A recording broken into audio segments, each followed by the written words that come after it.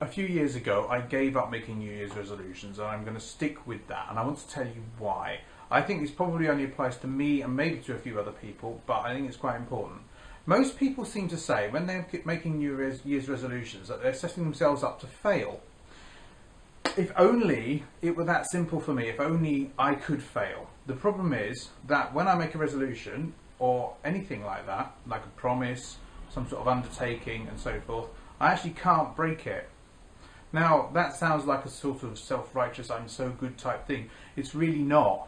It's actually about inflexibility and painting myself into corners and restricting myself. I want to give you an example. In about 1997, I decided to give up alcohol. So, I said, right, I'm not going to have alcohol anymore. There is one circumstance in which I do have alcohol. Actually two, come to think of it. One of them is as a communion thing.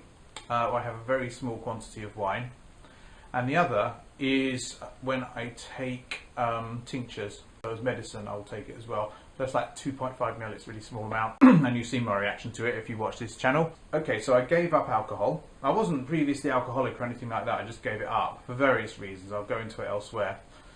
And as a result, whenever I've been at a celebration or anything where I've had to toast somebody, like their 21st birthday or anything like that, I've had to put the wine in my mouth, champagne, whatever, and then spit it out again.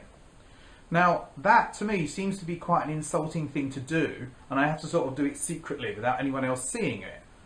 Now, the reason I have to do that is because I've resolved to give up alcohol, so I can't drink alcohol. I can take it into my mouth, and I'm a little bit worried about the absorption via the mucosa, because in a way I am imbibing alcohol, but then again, alcohol is present in all sorts of ordinary foods, such as bread and so forth.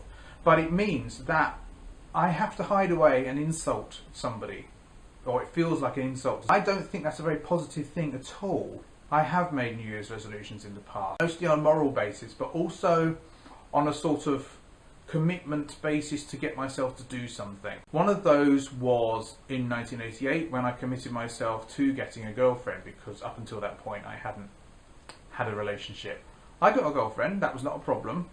However, once I got a girlfriend, that relationship was problematic because it was a case of this is how to do it, this is the last resort, and as a result we were unfulfilled and we split up after about a year and a half.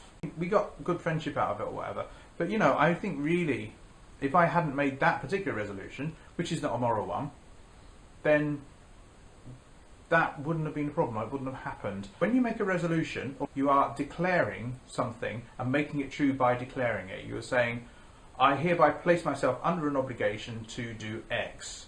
When you do that, you are restricting your options morally as well as in other ways, and when you restrict those options, that actually makes it wrong to break it, even though the heavens should fall.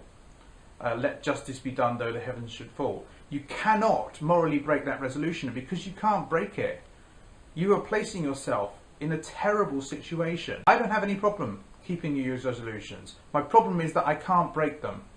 And as a result, for me at least, I think it's a really bad idea to make New Year's resolutions, and I'm not going to make any. But of course I'm aware of the irony that in a sense that is a cast iron commitment to not making New Year's resolutions.